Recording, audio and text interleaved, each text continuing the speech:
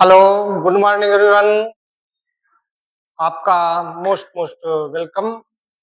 मैं Abhay Pratap Singh once again welcome to on my YouTube channel. आप सभी का मैं अपने यूट्यूब चैनल विद्याधन पर स्वागत करता हूं।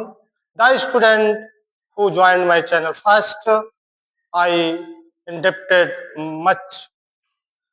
मेरे बच्चों, आज जो पहली बार मेरे चैनल को ज्वाइन किया है, मेरे चैनल में जुड़े हैं, उनका समय का मैं आभार प्रकट करता हूं और मोस्ट मोस्ट वेलकम करता हूं।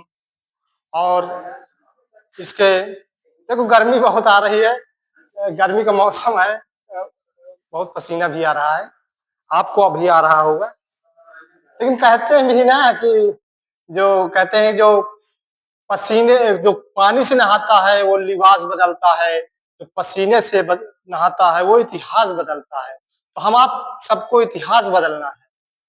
कितनी भी गर्मी पड़े, विचलित नहीं होना है, क्लास नहीं छोड़ना है।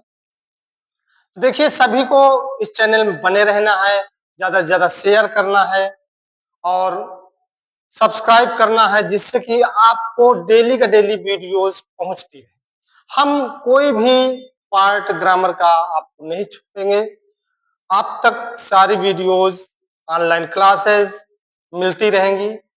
ज्यादा से ज्यादा सब्सक्राइब करिए, लाइक करिए। और उसी क्रम में मैंने पिछली क्लास में नाउन पढ़ाया था, नाउन के 5 प्रकार बताया था। Today I am about to teach you about pronoun. आज मैं आपको प्रोनाउन के विषय में पढ़ाने वाला हूँ। प्रोनाउन क्या होता है? कुछ बच्चों ने पूछा कि सर प्रोनाउन क्या होता है। तो प्रोनाउन बच्चों जो है, सर्वनाम हिंदी में कहते हैं इसको। नाम सर्वनाम, नाउन प्रोनाउन। तो प्रोनाउन है क्या? इसकी सिंपल सी परिभाषा है, pronoun is the word that is used in place of noun. क्या है? Pronoun is the word that is used in place of noun. कहते हैं कि संज्ञा के स्थान पर प्रयुक्त होने वाला शब्द प्रोनाउन कहलाता है, सर्वनाम कहलाता है। संज्ञा के स्थान पर प्रयुक्त शब्द सर्वनाम सर्वनाम कहलाता। अब देखिए, कोई सेंटेंस लिखा होता है तो सब्जेक्ट के रूप में कोई संज्ञा आ गई, कोई नाउन आ गया। अब सब्जेक्ट जो होता है वो कोई संज्ञा होगा या सर्वनाम हो, यानी नाउन होगा या प्रोनाउन, वही सब्जेक्ट का रूप लेता है और तो कुछ हो नहीं सकता। तो यदि यदि नाउन नहीं है तो क्या होगा? प्रोनाउन। तो संज्ञा के स्थान पर हम प्रोनाउन यूज कर सकते हैं और कुछ नहीं यूज कर सकते। तो देखिए, संज्ञा के स्थान पर सर्वनाम कैसे प्रयोग किए जाते हैं। जैसे देखिए, एग्जाम्पल क्या है, Ram is my brother.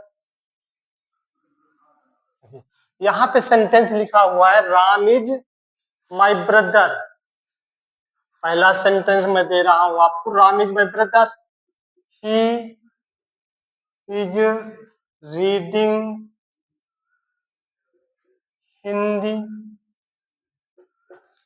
Ram is my brother, Ram मेरा भाई है, वह हिंदी पढ़ रहा है। अब प्रोनाउन की जरूरत क्यों पड़ती है? हम प्रोनाउन इसलिए लिखते हैं किसी नाम को बार बार हमको रिपीट ना करना, क्योंकि बार बार नाम को रिपीट करते हैं तो अच्छा नहीं लगता है। तो नाम को रिपीट करने के बजाय हम उसको कन्वर्ट कर देते हैं प्रोनाउन। तो अब यहाँ राम के लिए कौन सा शब्द यूज हुआ? देखिए, Ram is my brother, Ram मेरा भाई है। ही इज रीडिंग हिंदी, वो हिंदी पढ़ रहा है। तो हिंदी कौन पढ़ रहा है? राम ही पढ़ रहा है। अगर राम मेरा भाई है, राम हिंदी पढ़ रहा है, तो राम न लिख करके हमने राम की जगह ही लिख दिया। अगर ही हम हटा दें तो यहाँ पे क्या होगा, Ram is my brother, Ram is reading Hindi, Ram Hindi पढ़ रहा है। लेकिन राम को दोबारा हमें नहीं लिखना है, इसलिए दोबारा न लिखने से बचने के लिए हम यहाँ पे ही का प्रयोग किया है। जैसे दूसरा एग्जाम्पल है, Sita is a girl, she is very beautiful. देखिए यहाँ पे क्या है, सेंटेंस एक दिया है, Sita is a girl, Sita एक लड़की है। सीता इज वेरी ब्यूटीफुल हम लिख सकते थे, लेकिन हमको सीता को दोबारा नहीं लाना, सीता नाम हमको दोबारा नहीं बोलना, क्योंकि सेंटेंस हमारा आगे बढ़ता जाता है तो हम कितनी बार नाम लेंगे। तो हमको नाम न लेकर के हम प्रोनाउन यूज कर दिया, सीता के लिए सी यूज कर दिया। तो पहले सेंटेंस में ही प्रोनाउन है और दूसरे में सी प्रोनाउन है, सी इज वेरी ब्यूटीफुल। अब तीसरा सेंटेंस बनता है, Ram Shyam and Mohit are friend, they are running together. देखिए इस पे क्या लिखा है बेटा, Ram Shyam and Mohit are friends, यानी कि राम श्याम और मोहित मित्र हैं। दे आर रनिंग टूगेदर, वो साथ साथ दौड़ रहे हैं। तो राम श्याम और मोहित मित्र हैं, राम श्याम और मोहित साथ साथ दौड़ रहे हैं, ये हमको यहाँ लिखना था।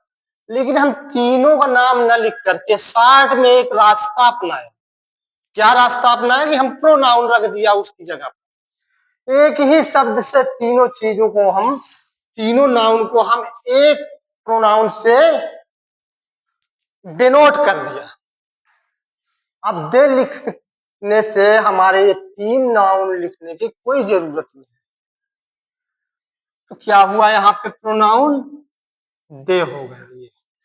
तो इस प्रकार in this type we can recognise easily pronoun. अब यहाँ पे अंडरलाइन हमने किया है ये शब्दों के लिए, ये सब क्या है, प्रोनाउन है, ये संज्ञा के स्थान पर आए हैं। अब बात क्या आती है प्रोनाउन के प्रकार। इनके बहुत प्रकार होते हैं, 9-10 प्रकार होते हैं इनके। अब इनके काइंड की बात करते हैं, काइंड्स ऑफ प्रोनाउन, संज्ञा के प्रकार।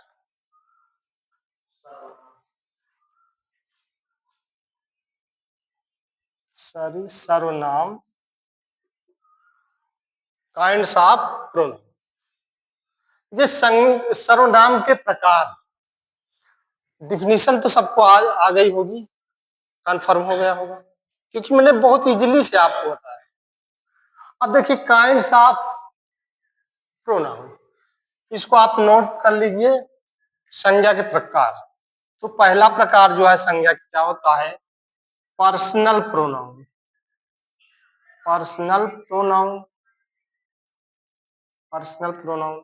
Number 2 demonstrative pronoun, demonstrative pronoun. Reflexive pronoun, reflexive pronoun. Number 4 emphatic pronoun, emphatic pronoun. Indefinite pronoun, pronoun. Relative pronoun,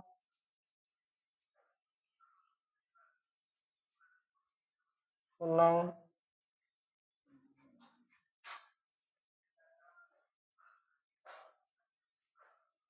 reciprocal reciprocal pronoun, possessive pronoun,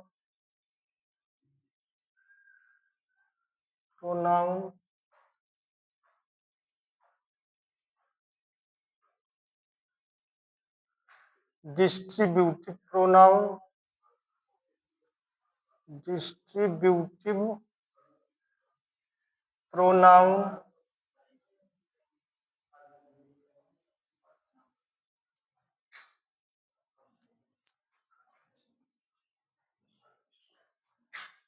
interrogative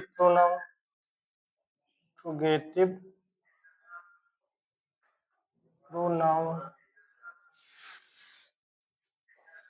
देखिए इस प्रकार personal pronoun, demonstrative pronoun, reflexive pronoun, emphatic pronoun, indefinite pronoun, relative pronoun, reciprocal pronoun, possessive pronoun, distributive pronoun, interrogative pronoun, यानी 10 प्रकार इसके हैं।